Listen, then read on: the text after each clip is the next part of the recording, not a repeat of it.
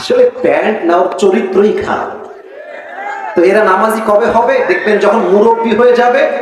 অনেক মুরব্বী দেখবেন যুবক বেলায় বদমাইশের বদমাইশ, বাট বড় হয়ে গেলে, মুরব্বী হয়ে গেলে হজ করে এসে আল্লাহওয়ালা হয়ে যায়। এরকম লোক আছে না বাংলাদেশে?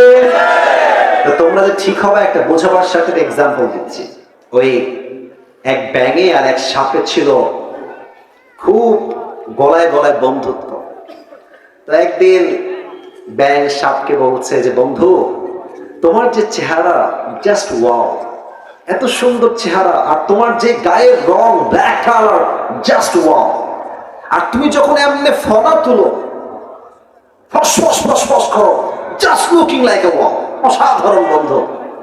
সাপ বলছে, কিরে আমি কি সত্যি এত সুন্দর নাকি? লজ্জায় মাথা নত হয়ে গেছে, খুব লজ্জা পাচ্ছে, খুব খুশি হয়েছে সাপটা ব্যাঙের মুখে এত প্রশংসা। তো ব্যাঙ প্রশংসা করতে করতে বলছে যে, বন্ধু সবই ঠিকঠাক আছে, তবে তোমার একটা বিষয় আমার মোটেও ভালো লাগে না। সাপ বলছে, কি রে, কোন বিষয়? বলছে, বন্ধু তোমার চেহারাও সুন্দর, রঙও সুন্দর, ফসফসও ঠিকঠাক আছে, বাট যখন তুমি রাস্তা দিয়ে হাঁটো সোজা হয়ে না, তিরিং বিড়িং করে হাঁটো, এটা ভালো লাগে না। তো সাপ বলছে, পেয়ারা তোমার সাহস কি, আমার ভুল ধরিস? এমনি ফস করে উঠছে। এখন ব্যাঙ বলছে, ও বাবা, এত প্রশংসা করলাম, একটাও গায়ে লাগলো না, একটা বদনাম করলাম, গায়ে লেগে গেল। বন্ধু তুমি তো লোক বেশি সুবিধার না গো। এক লাফ দিয়ে পড়ছে পুকুরে। আর সাপ যে ফস করে উঠেছে, পাশে ছিল এক রাখাল। রাখাল কয়, কিডারে ওরে, কিডারে, দৌড় দিয়ে আসছে। দেখছে মাশাআল্লাহ সাপ মামা এমনি আছে। আর রাখালের হাতে ছিল বিশাল লম্বা একটা লাঠি। বিসমিল্লাহ বলে ওখানেই শুরু। মা এমন মার দিয়েছে, 5 মিনিটে সাপ সোজা হয়ে গেছে। এখন 2 ঘন্টা হয়ে যায়, সাপের কোনো ফসফস নাই। ব্যাঙ বলে, কি ব্যাপার বন্ধু আমার, হয়ে গেল ফসফস নাই কেন? উঠে আসছে, বন্ধু কোথায়? এসেই দেখছে বন্ধু তো আর বেকা নাই, বন্ধু সোজা হয়ে গেছে। আরে আমার বন্ধু সোজা হইল কেন? দৌড় দিয়ে কাছে গেছে, দেখছে বন্ধু আর জিন্দা নাই, বন্ধু মরে ফেনা মেনা বিষ সব বের হয়ে গেছে। এবার ব্যাঙ বলছে, বন্ধু আপনি সেই সোজা হইলেন, তবে ফেনা থাকতে আর সোজা হইতে পারলেন না, ফেনা বের হয়ে সোজা হইলেন না। তো যুবকরা একদিন নামাজি হবে, একদিন দিন কায়েমের আন্দোলন করবে যুবক ভাইরা, তবে সময় থাকতে নয়, অসময় যখন তোমার বুঝ আসবে, ওই সময় বুঝতে কোনো কাজ হবে না। ঠিক কিনা বলো? This is the right time. ভালো হতে চাইলে এখনই ভালো হয়ে যাও। যুবক বয়সে যে ভালো, সে আল্লাহর সবচেয়ে কাছের প্রিয় বান্দা হয়ে যায়। সুবহানাল্লাহ। তাহলে 1 নাম্বার, সবাই ডান হাতটা এখানে দেন, সবাই দাঁড়ায় থাকা ভাইরাও দেন। 1 নাম্বার আমলটাকে মুখস্থ করেন। 1 নাম্বার আমল, আমি জাস্ট জিজ্ঞেস করবো, আপনারা এক শব্দ উত্তর দিবেন। 1 নাম্বার আমল, কিসের শুদ্ধি লাগবে? আত্মা। বলেন সবাই, কিসের শুদ্ধি লাগবে? 1 নাম্বার কি কথা বোঝা গেছে নাকি যায় নাই? এবার হাত নামা। আরো যে 6টা আছে, রাজ্যে প্রায় 9:30 বেজেই গেল, আজকে আর করা যাবে না? আপনার কি 12টার পরে ওয়াজ শুনবেন না ইনশাআল্লাহ আজকে?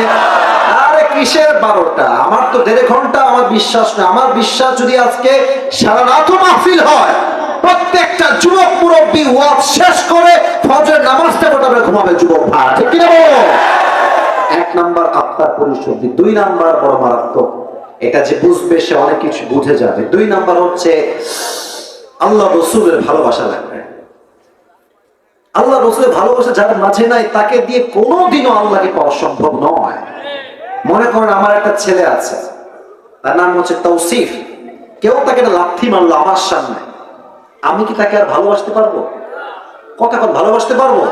আমাকে ভালোবাসতে হলে আমার বউকে সম্মান করতে হবে, বাপ মাকে সম্মান করতে হবে, ছেলেকেও সম্মান করতে হবে। যে তাদেরকে ভালোবাসতে পারবে, সেই তো আমার ভালোবাসা পাওয়ার যোগ্যতা রাখে। ঠিক কিনা বলে? নবীর ভালোবাসার এক্সাম্পল দেখেন তো আমার মুখে, এইটা লম্বা লম্বা কি, ওই যে ভাইরা কথা কয়, বলে সবার নাম কি? আচ্ছা আপনারা সবাই আমাকে বলেন তো, দাড়ি রেখে আমাকে কি কোনোভাবে আনস্মার্ট বা খ্যাত লাগতেছে? একদম না, রাইট। কিছু মেয়ে দেখবা যে দাড়ি দেখলে একটু চুলকায়, বলে যে এটা আমার বিয়ে করা যাবে না। দেখবে এদের দাড়ি ওয়ালা পছন্দ হয় না, গাঞ্জাখোর পছন্দ হয় যুবক ভাই। তোমার হৃদয়ে নবীর ভালোবাসা আছে, তুমি স্পষ্ট ভাষায় বলবা ঝিনাইদহের সন্তান আমরা, এক কথার মানুষ আমরা, দুই কথা জবান দিয়ে বের হবে না, ঠিক কিনা বলে? তোমার কথা হবে একটা, যেই মেয়ে আমাকে নবীর সুন্নাহের দাড়ি রেখে বিয়ে করতে চায় না, স্পষ্ট ভাষায় কথা, সেই মেয়ে আমার বউ হওয়ার যোগ্যতাই রাখে না। আর যেই মেয়ে আমাকে দাড়ির জন্য বিয়ে করতে চায়, সেই মেয়ে আমার বউ হওয়ার যোগ্যতা রাখে, ঠিক কিনা বলে? বলেন তো, আমার নবীর মুখে দাড়ি ছিল কি ছিল না?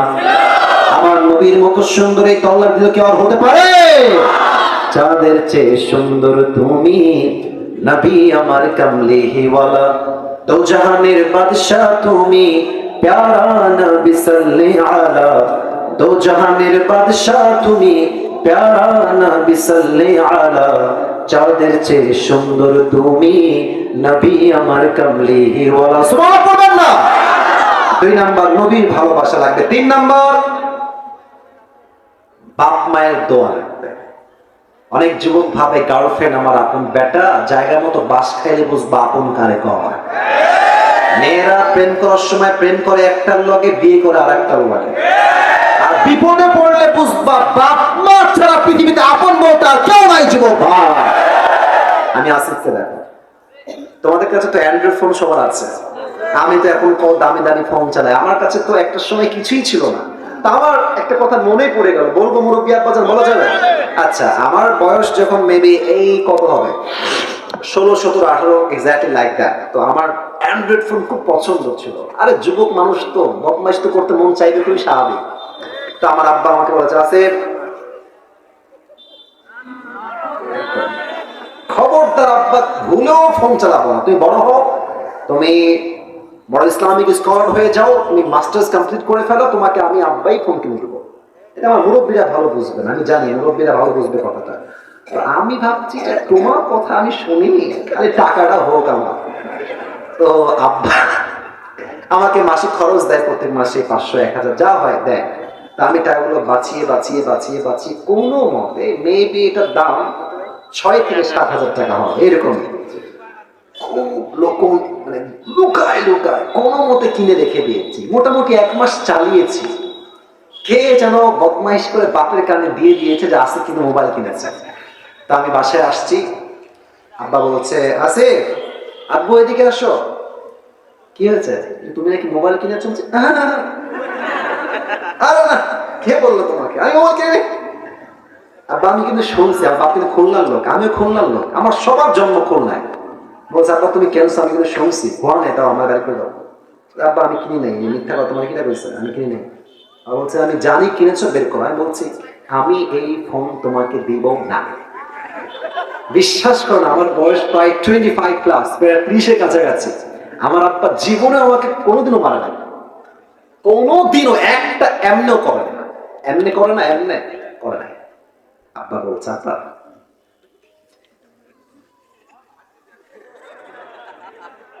আব্বা বলে দাও, আমি বলি হবে না।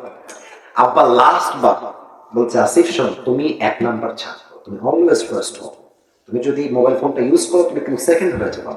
ফার্স্ট যদি থাকতে চাও, please give me the phone, দিয়ে দাও। আমি একদম নাচুমান না, আমি দিব না। আমি বাড়ি থেকে বের হয়ে বাইরে চলে আসছি অজুখানে। আমার বাসা হচ্ছে মসজিদ, এইটা বাসা অ্যাটাচড। আমার আব্বা মসজিদে খতিব, ইমাম, দুইটা একসাথে।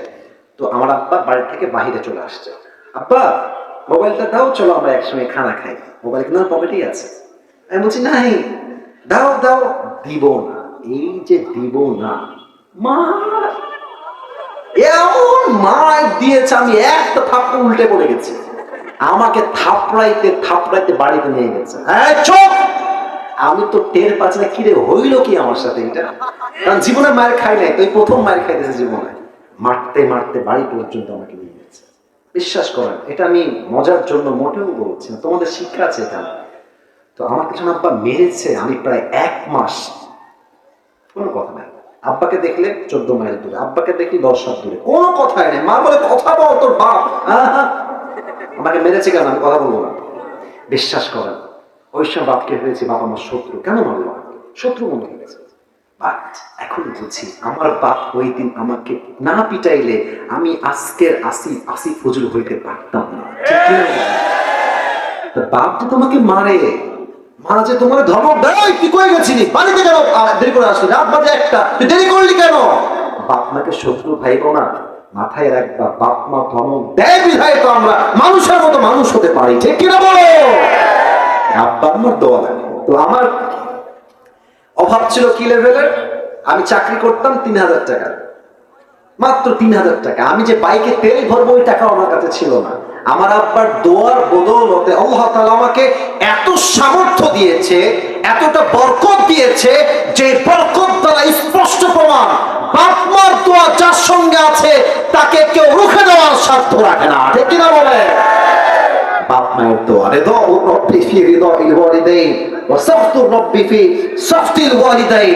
আব্বা আম্মা খুশি, আল্লাহ খুশি।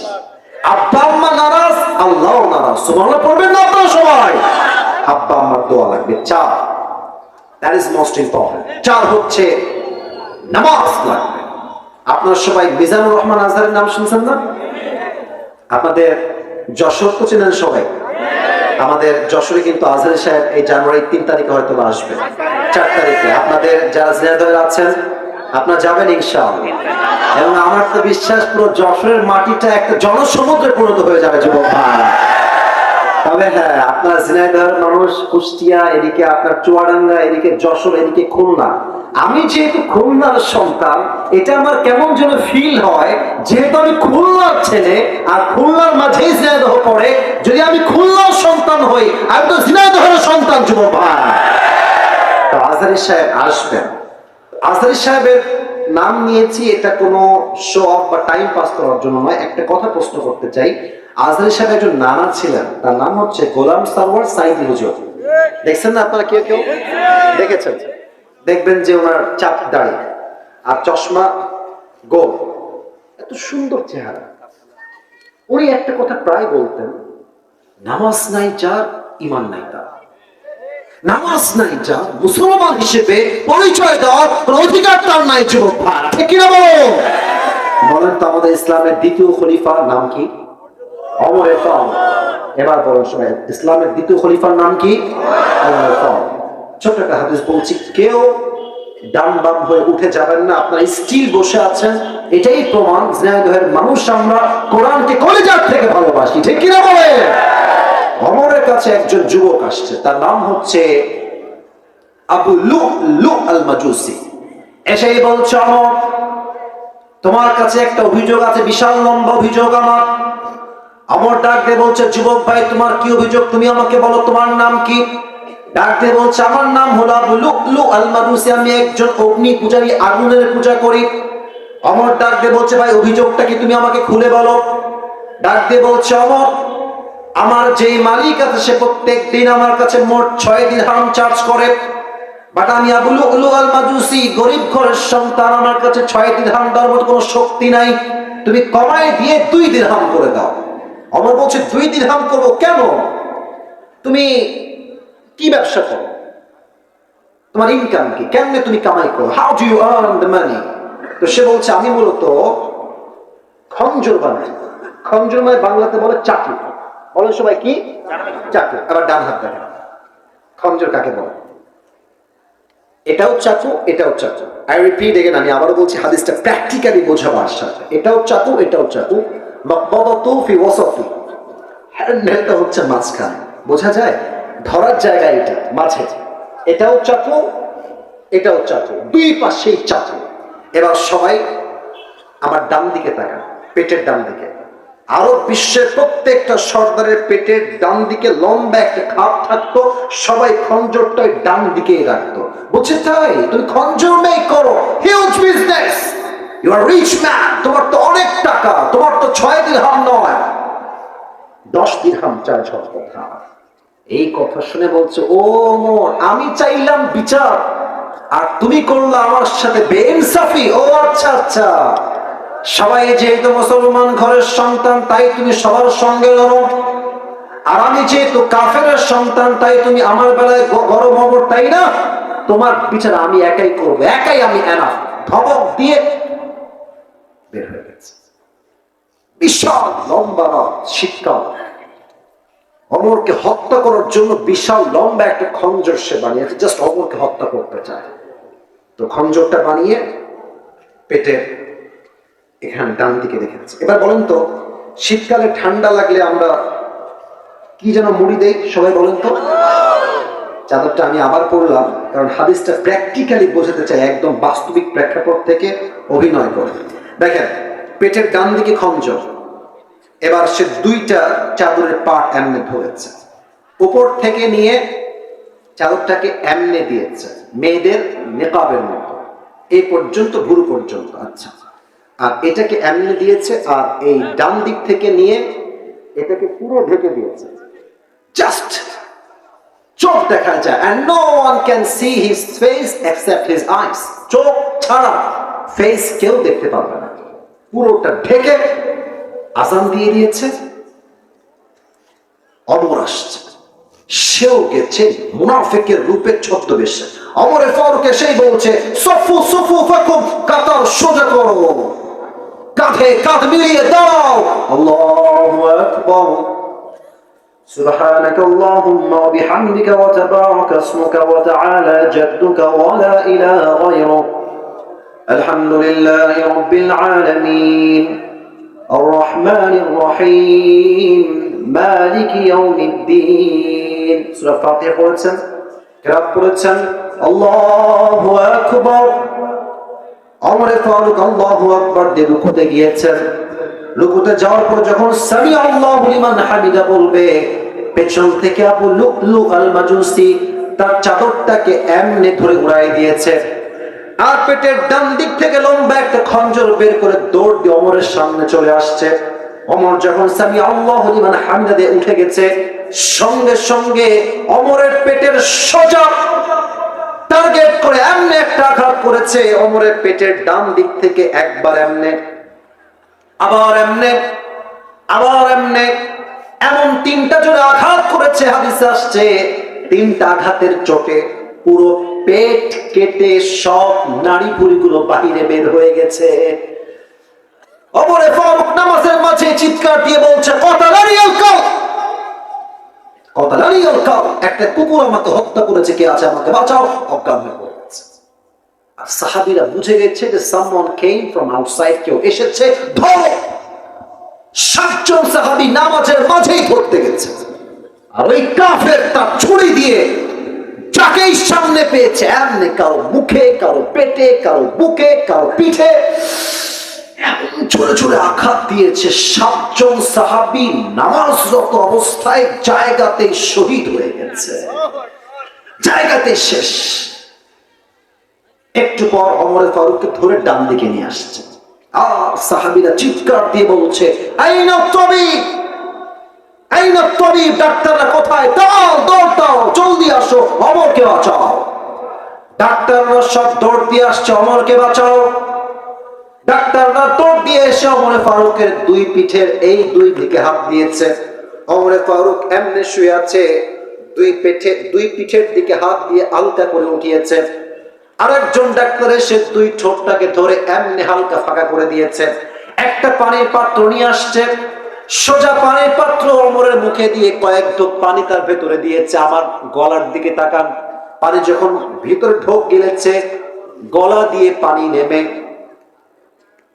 বুক পর্যন্ত আসছে, বুক থেকে পানি নেমে পুরো পেট এমন ভাবে কেটে গেছে, একদম নাড়ি ভুঁড়িগুলো বের হয়ে পুরো গোস্ত হা হয়ে আছে। গলা দিয়ে পানিগুলো নেমেছে, বুক দিয়ে নেমেছে। তারা ভেবেছে সব পানিগুলো ভেতরে গিয়ে হজম হয়ে যাবে, ওমর ফারুক আবার জীবিত হবে, আবার চোখ খুলবেন। সবগুলো পানি বুক দিয়ে নেমে পুরো পেট কেটে গল গল গল গল করে বাহিরে বের হয়ে গেছে। সব পানি এরপর দিয়ে গল গল করে বাহিরে বের হয়ে গেছে। সাহাবীরা এই দৃশ্য সচক্ষে দেখে they were surprised, এটা কি দেখলাম? ডাক্তাররা বলছে পানি দিয়ে কাজ হবে না, দুধ নিয়ে আসো।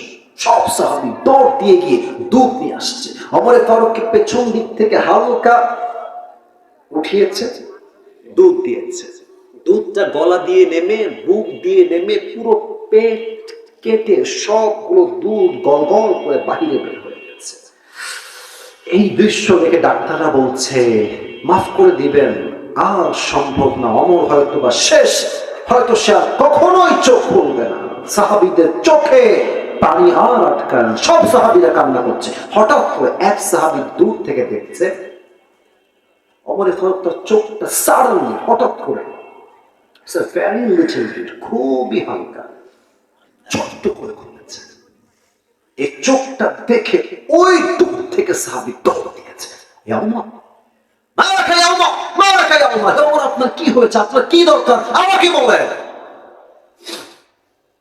ওমর ফারুক কথা বলছেন তোমার ঠোঁট না কানটা আমার ঠোঁটের কাছে নিয়ে আসো।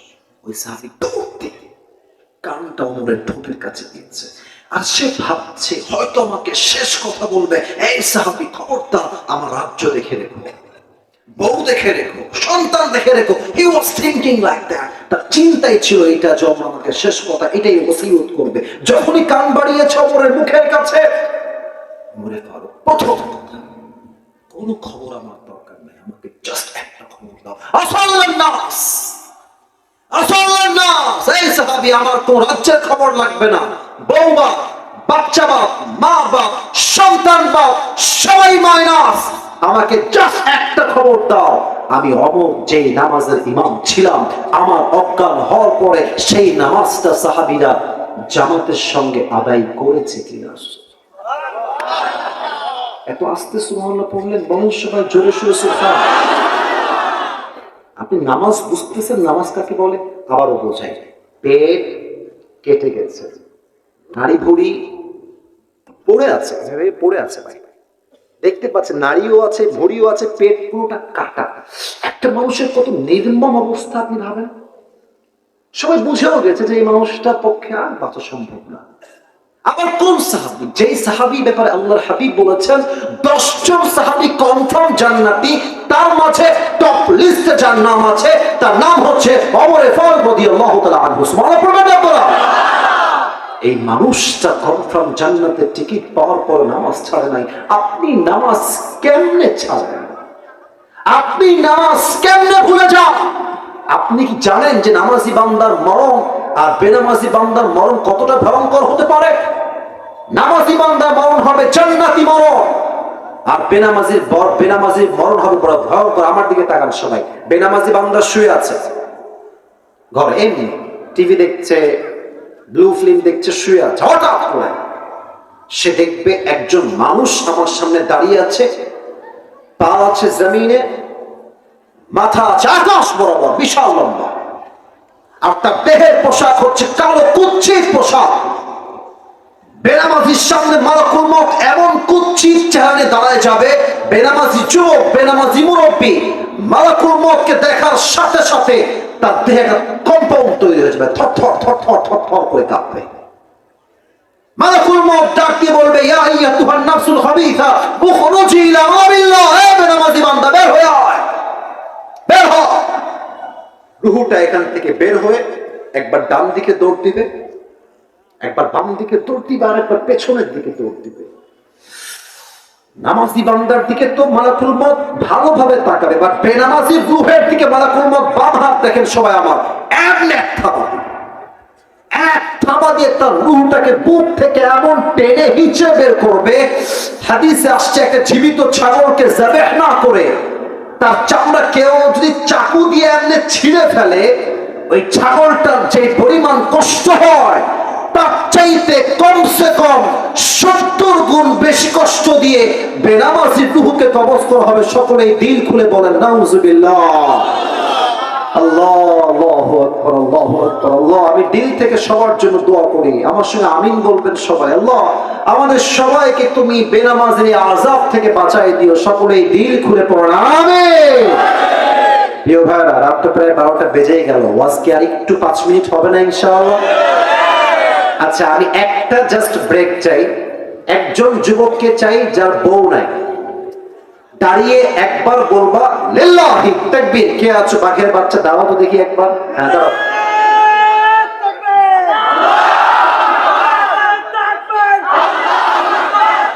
তোমার বিয়ে মোটামুটি কনফার্ম। আচ্ছা, আরেকজন চাই একবার দিবে পাখের মতো। কে আছে আরেকজন? হ্যাঁ,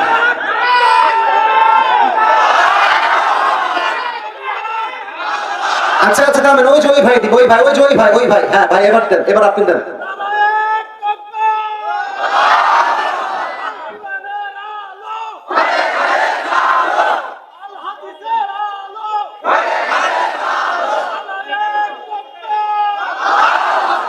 আপনার 50 ভাগ কনফার্ম। বসুন, আপনার সঙ্গে আমার সঙ্গে কাশি দেন একটা। শেষ তাকবীর দেন, লিল্লাহি তাকবীর। 4 নাম্বার হচ্ছে নামাজ। আর বাকি 3টা খুবই শর্টকাটে বলবো, কারণ 1.5 ঘন্টার বেশি আমি কথা বলবো না। জাস্ট 3টা বলছি। একটা কথা আছে না বাংলায়, প্রবাদ বাক্য, যে শেষ ভালো যার সব ভালো তা। আপনাদের শেষটা আসলেই ভালো। এতগুলো মিডিয়ার ভাইরা আছে, সবাই একবার 2টা হাত তুলুন। সবাই সবাই মুরব্বী আব্বাজানরা হাত তোলেন। আমি যা বলি আমাকে বলেন, বলেন সবাই, দিল থেকে বলেন। সবাই বলেন হুজুর। আরে মিয়া, বাঘের বাচ্চা, আপনার ভয় কেন? বলেন সবাই হুজুর। আমরা ঝিনাইদহের সন্তান, আপনাকে ওয়াদা দিলাম আমরা কেউ দোয়া না করে উঠে যাব না। হাত দেখি নাই, বলেন সবাই উঠে যাব না। বলেন সবাই দিল খুলে ইনশাআল্লাহ। এবার যদি 7টা আমল শেষ না করে কেউ উঠে যায়, আল্লাহর হাবিব বলেছেন লা ঈমান আলা লিমান লা আমান আলা, যার কথা ঠিক নাই তার ঈমানের ঠিক নাই। ঠিক কি না বলে? দেখা যাক আর 3টা আমল ধৈর্য নিয়ে কে শুনতে পারে। 5 নম্বর আমল, কেউ যদি আল্লাহ তাআলাকে পেতে চায়, সে দুনিয়ামুখী হলে চলবে না, তাকে পরকালমুখী হতে হবে। এবার বলেন তো সবাই, দুনিয়ার জীবন কি বেশি উত্তম না আখিরাতের জীবন বেশি উত্তম? ওয়াল আখিরাতু খায়রুল লাকা মিনাল উলা। আল্লাহু আকবার। The life of hereafter is much more better than this worldly life. আল্লাহ তাআলা বলছেন, আমি আল্লাহ দুনিয়ার জীবনের চাইতে আখিরাতের জীবনকে হাজার হাজার গুণ বেশি উত্তম বানিয়েছি। সুবহানাল্লাহ পড়ে সবাই। এই দুনিয়ার থেকে পরকালমুখী কারা হবে? যাদের চাহিদা অনেক কম, যাদের বউ আছে, তারা দেখবেন সারা জীবন আপনি আপনার বউকে দিয়েই যাবেন, নাও আরো নাও, যা লাগবে সব নাও, আমার জীবনটাও তোমার। দেখবেন বউটা শেষমেশ গিয়ে কি বলবে? তুমি আমাকে জীবনে কি দিলা? এরকম বউ বাংলাদেশের যুবক ভাইরা বড় সবাই আছে না নাই? অনেক বউ স্বামীর কাছে গল্প দেয়, তুমি কি জানো আমার অমুক বান্ধবীর স্বামী তাকে আইফোন 15 প্রো ম্যাক্স গিফট করেছে, তুমি কি শুনেছো? এর দ্বারা গল্প উদ্দেশ্য নয়, উদ্দেশ্য হচ্ছে তুমি আমাকে কবে দিবা। ঠিক কিনা বলে? বিবাহিতর কথা বাদ দিলাম, আজকালকার কিছু মডার্ন মেয়ে দুনিয়ার প্রতি এতটা আসক্ত এবং পরকালকে তারা এতটা গাফলতির মাঝে ডুবে গিয়েছে, কিছু মেয়ের রুচি এতটা নষ্ট হয়ে গিয়েছে, এরা আইফোন 16 প্রো ম্যাক্স পাওয়ার জন্য কক্সবাজার পর্যন্ত চলে যাচ্ছে। অতএব যে আল্লাহকে পেতে চায় সে দুনিয়ামুখী নয়, সে হবে পরকালমুখী বান্দা। যুবক ভাইরা ঠিক কি বলো? কান্নাহুম ইয়াওমা ইয়ারাউনাহা লাম ইয়ালবাতু ইল্লা আশিয়াতান আও দুহাহা। আচ্ছা, এখানে 50 প্লাস বয়স, 50-এর উপরে বয়স মুরব্বী আব্বাজান কে আছেন? একটু হাত তুলবেন। 50 প্লাস, এই যে আমার আব্বাজান। কত আপনার বয়স আব্বাজান? 60, 75। বলেন সবাই মারহাবা। আব্বাজান হাত নামান। আচ্ছা, আমার দিকে তাকান, আমাকে দেখে মোটামুটি কত বয়স মনে হচ্ছে? 25, 30, 27, 28 এইরকম, তাই না? দেখেন পরকালের জীবনটা কত লম্বা। আমি একটা আয়াত বলবো, জাস্ট রেফারেন্স দিব, শেষ করে দিব। একটা আয়াত বলছি, কান্নাহুম ইয়াওমা ইয়ারাউনাহা লাম ইয়ালবাতু ইল্লা আশিয়াতান আও দুহাহা। 30 নম্বর পারা, সূরাতুন নাজিয়াতের সর্বশেষ আয়াত। আল্লাহ তাআলা বলছেন 80 বছরের মুরব্বী যেই দিন মারা যাবে, 100 বছর যার বয়স, সে যেই দিন মারা যাবে, যখন সে পরকালের জীবনটা শুরু করবে, সে বলবে আল্লাহ পরকালের জীবনটা এত লম্বা মনে হচ্ছে, আমার মনে হচ্ছে পুরো জীবনের 100 বছরের হায়াতটা আজ একটা সকাল কিংবা একটা সন্ধ্যা মনে হচ্ছে। আল্লাহু আকবার। 80 বছরের জীবন পরকালে একটা সন্ধ্যা মনে হবে। এটা সকাল মনে হবে। Could you imagine how much long time it is? কতটা লম্বা সময়। 100 বছরের জীবন পরকালে জাস্ট একটা সকাল কিংবা একটা সন্ধ্যা মনে হবে। আজ যে মুরব্বীগুলো, যে যুবক